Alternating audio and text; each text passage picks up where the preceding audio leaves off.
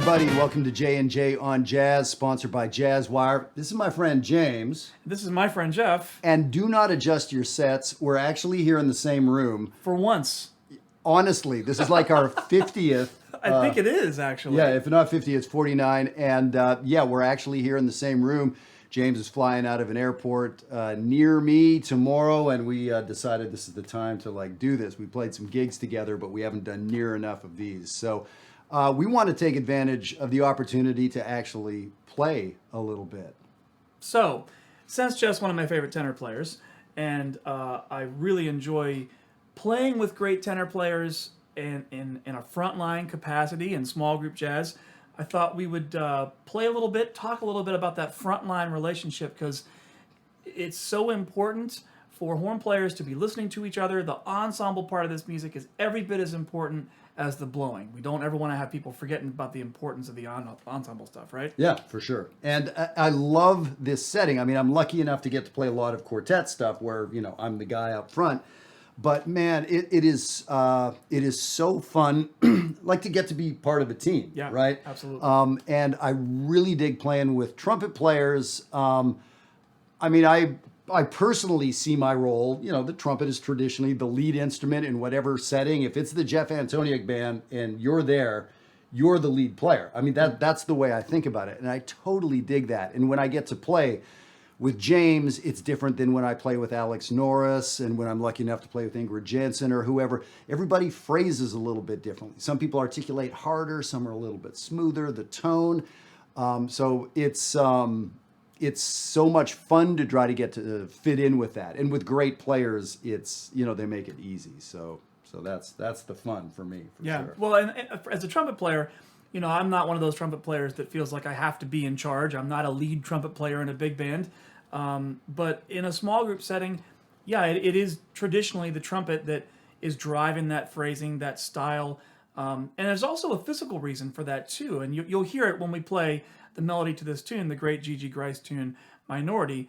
We haven't really talked about what Jeff's going to do in a supporting role, but I know that everything he's going to do will make it work so that the overtone series is going to ring the right way. That matters. There's a reason that the trumpet is voiced above the tenor in these sorts of two-horn or any kind of a setting, right? I mean, It would sound strange if you were up here in the palm keys and I was an octave below you. It just wouldn't ring the right way, right? Exactly, yeah. So very often I like playing an octave below the trumpet. It also covers intonation issues. It does. So trumpet players have lots of intonation issues. Well, yeah. So, but it's just that classic big, thick sound.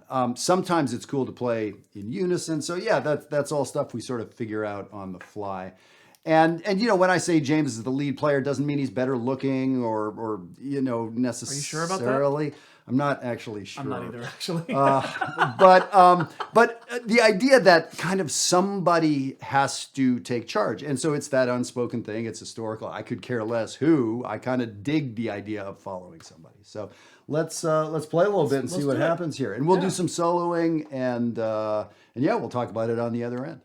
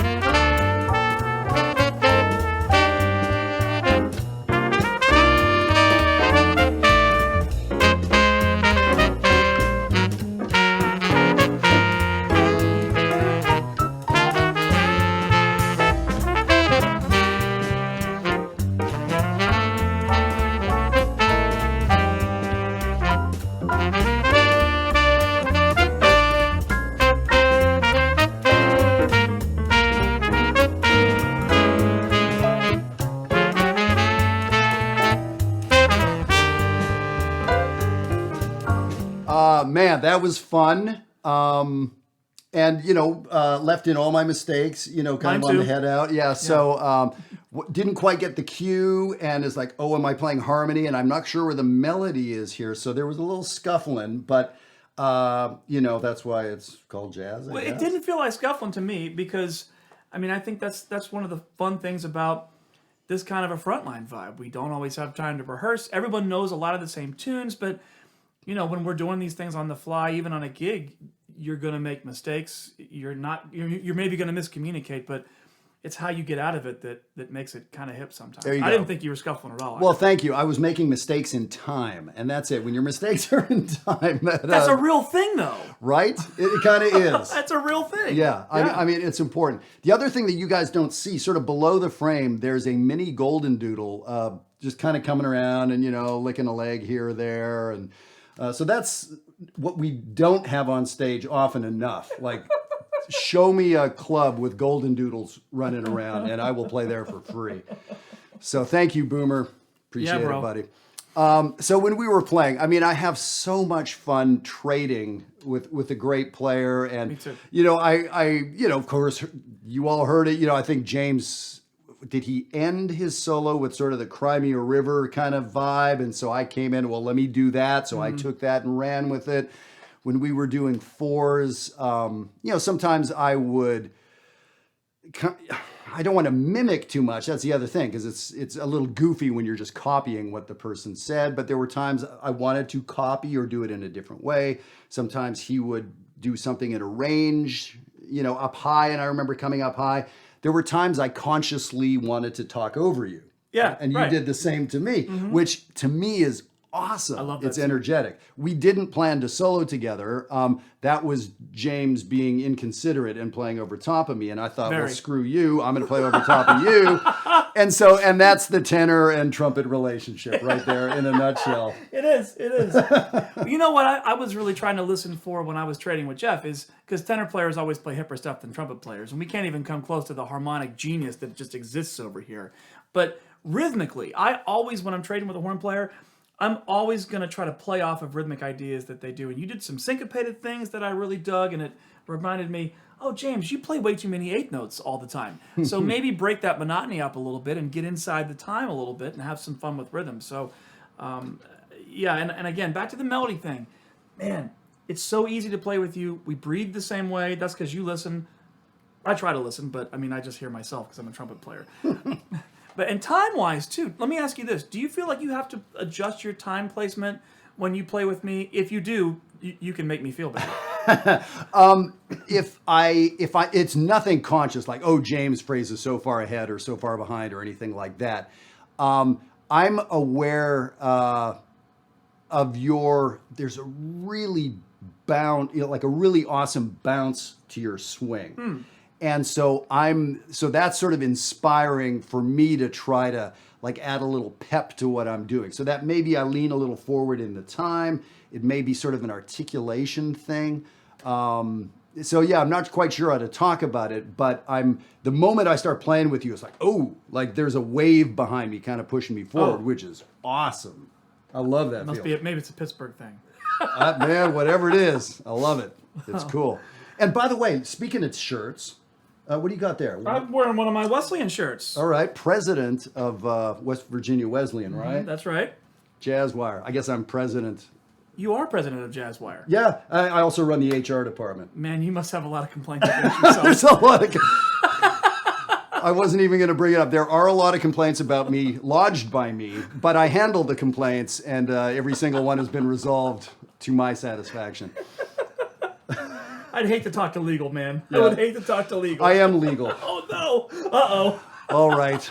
I tell you what, so this is so much fun, and I would love for you to be a part of what goes on here. So coming up, I should have said this earlier, yes. in just a handful of weeks, a month from now, the Jazzwire Summer Summit. So session 1, I'm going to be working with Chase Sanborn, another favorite trumpet player from Toronto, working on the virtual session. That's July 15 through 17. So if you cannot make it to the in-person session wherever you are in the world, we have people attend from many, many countries. So I hope you'll join us for that. Session 2, James and I, 5 or 6 other players. Do you know Greg Boyer?